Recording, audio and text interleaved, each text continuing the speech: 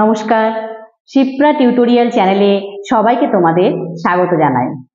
আমি আজকে তোমাদের সপ্তম শ্রেণী দ্বিতীয় অধ্যায়ের একটি বিষয়বস্তু, সেটা হচ্ছে দক্ষিণ ভারতে চোল বা রাজবংশের রাজত্ব।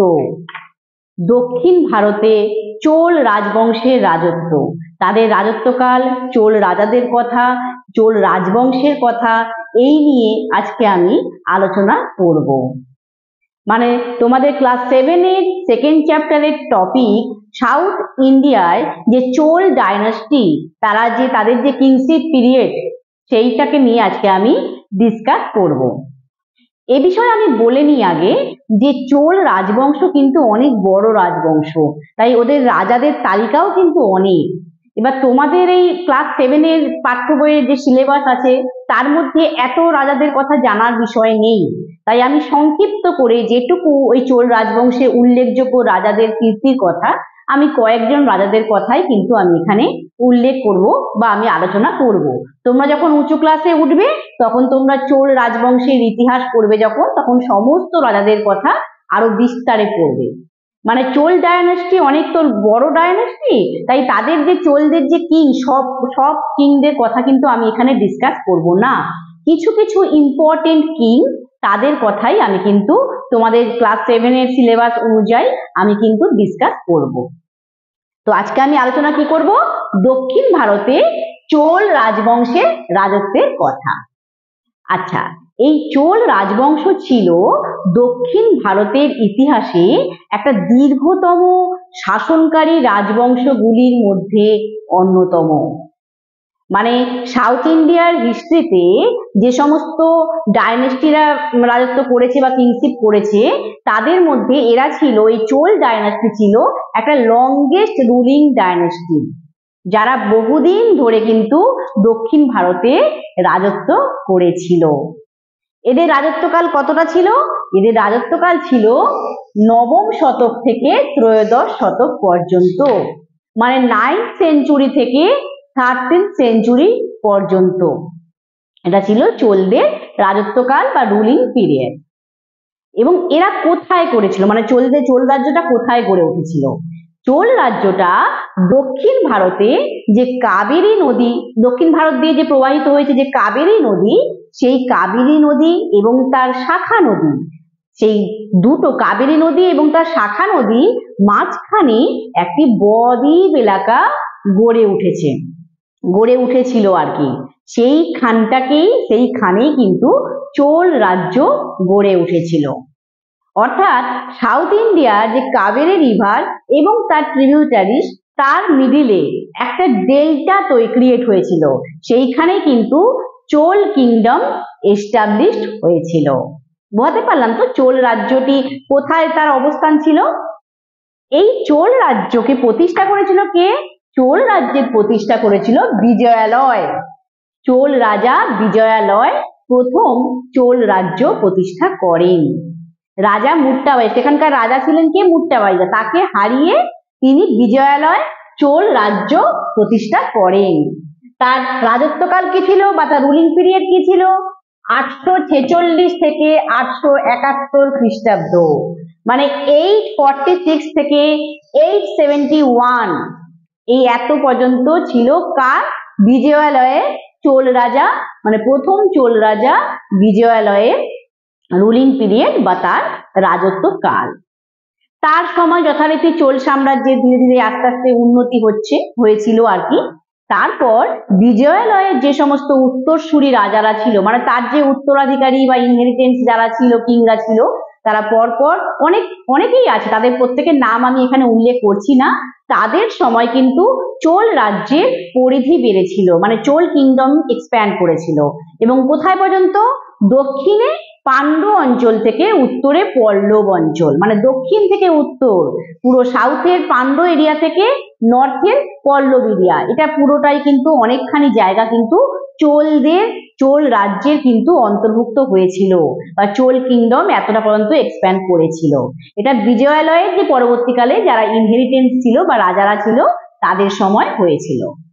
এবার এই চোল রাজ্যের একজন উল্লেখযোগ্য রাজা, তার কথা আমি বলবো। সেই উল্লেখযোগ্য রাজা ছিলেন পরবর্তীকালে প্রথম রাজরাজ। এনার কথা আমি একটু আলোচনা করব। প্রথম রাজরাজ ছিলেন চোল বংশের একজন ইম্পর্টেন্ট রুলার বা একজন মানে উল্লেখযোগ্য রাজা।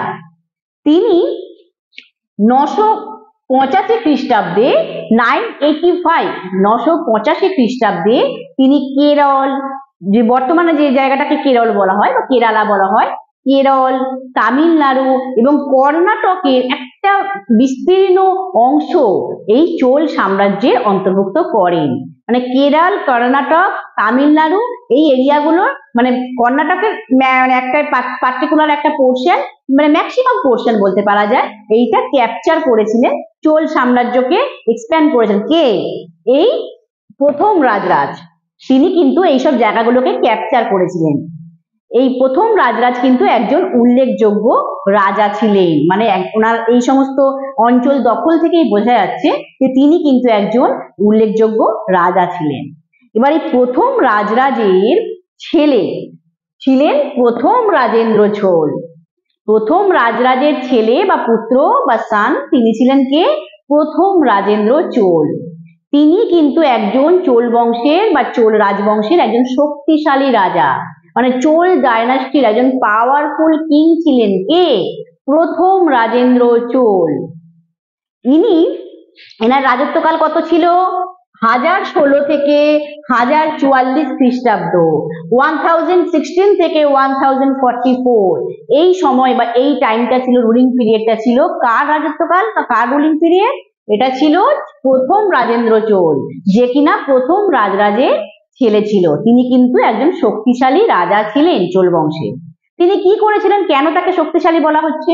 তিনি সেই সময় কল্যাণীতে চালুক্য রাজবংশ ছিল, চালুক্য রাজবংশ কিন্তু তখন খুব শক্তিশালী ছিল, চালুক্য ডায়নাস্টি। সেই চালুক্য ডায়নাস্টির যে রাজা বা কিং, তাকে হারিয়েছিলেন কে? এই প্রথম রাজেন্দ্র চোল।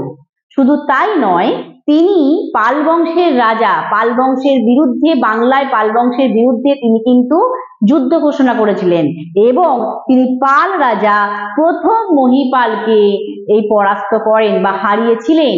কোথায় হারিয়েছিলেন? গঙ্গা নদীর তীরে।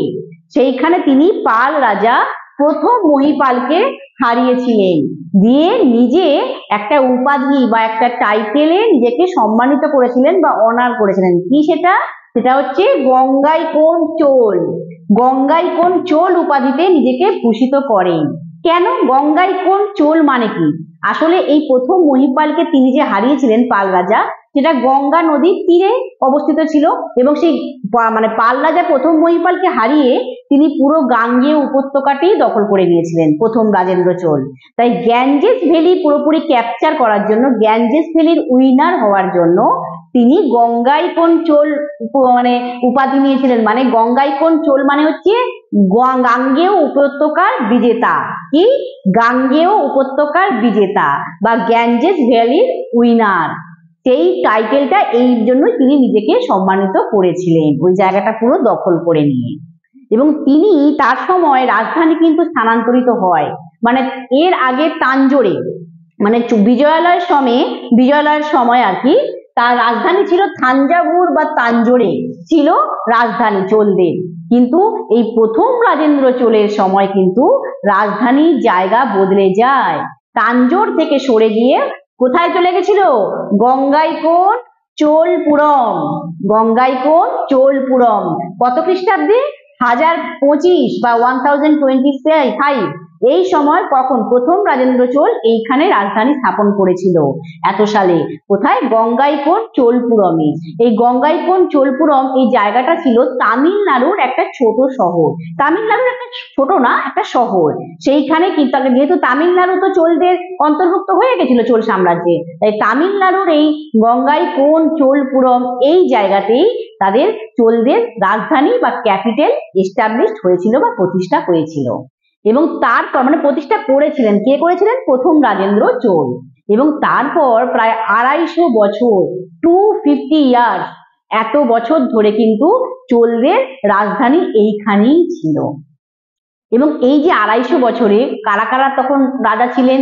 তখন তারপরে প্রথম রাজেন্দ্র চোলের পরে প্রথম রাজা ধীরাজ, তারপর দ্বিতীয় রাজেন্দ্র চোল, তারপর বীর রাজেন্দ্র চোল, এরকম করে করে পরপর এতগুলো রাজারা ওইখানে রাজত্ব করেছিলেন চোল রাজবংশে। এবং তাদের কিন্তু এই রাজধানী কিন্তু এই গঙ্গাইকোণ চোলপুরম, এখানে কিন্তু চোলদের রাজধানী ছিল। এবার তাহলে কিন্তু যে কোনো শক্তিশালী, যত শক্তিশালী হোক কোনো রাজবংশ, তার যদি উত্থান হয় তার কিন্তু পতনও হয়। তাই চোল রাজবংশেরও কিন্তু পতন হয়েছিল ত্রয়োদশ শতকের শুরুতে। মানে যে কোনো ডাইনেস্টির যেমন রাইজ হয় তেমন কিন্তু আবার ডাউনফলও হয়। তাই চোল ডাইনাস্টিরও কিন্তু ডাউনফল হয়েছিল কখন? 13th সেঞ্চুরি স্টার্টিং এর সময়। এই হচ্ছে চোল শাসন ব্যবস্থা। আস্তে আস্তে তারপরে উত্থান হয়, তারপর চোল সাম্রাজ্য বিস্তার করে, চোল রাজারা তাদের নানা রকম কীর্তির পরিচয় দেয় এবং শেষে চোল সাম্রাজ্যেরও বা চোল রাজবংশেরও কিন্তু পতন হয়। আশা করি তোমাদের বোঝাতে পারলাম। সংক্ষেপেই আমি আলোচনা করলাম চোল ডাইনাস্টি বা চোল রাজবংশ সম্পর্কে। আশা করি তোমরা বুঝতে পেরেছো। এইখানেই আমি দক্ষিণ ভারতে চোল রাজবংশের রাজত্বের আলোচনা শেষ করলাম। এবং আলোচনার শেষে সকল ছাত্রছাত্রীদের উদ্দেশ্যে আমি বলতে চাই, তোমরা মনে রাখবে যে শিক্ষা এটা কিন্তু একটা আজীবন যাত্রা এবং তোমরা সেই যাত্রা পথে এক এক ধাপ করে এগোতে থাকো। আমি তোমাদের পথ দেখানোর জন্য অবশ্যই পাশে থাকবো। এইখানেই আমি আমার আলোচনা শেষ করছি। এবং যারা এখনো শিপ্রা টিউটোরিয়াল চ্যানেলটি সাবস্ক্রাইব করোনি, চ্যানেলটি সাবস্ক্রাইব করে নিও এবং পাশে থাকা বেল আইকনটি অবশ্যই প্রেস করো, তবে কিন্তু নোটিফিকেশন পাবে। আমি বহু বিষয় নিয়ে কিন্তু আলোচনা করছি এবং তোমাদের সুবিধার জন্য পরপর করে করে আমি অধ্যায়, প্রথম অধ্যায় দ্বিতীয় অধ্যায় পরপর স্টেপ বাই স্টেপ এক একটা ক্লাসের করে কিন্তু আমি আলোচনা করছি তোমাদের সুবিধার্থে বা তোমাদের সাহায্য করার জন্য। তাই অবশ্যই চ্যানেলটি সাবস্ক্রাইব করে নিও। এইখানে আমি আমার আলোচনা শেষ করলাম। নমস্কার।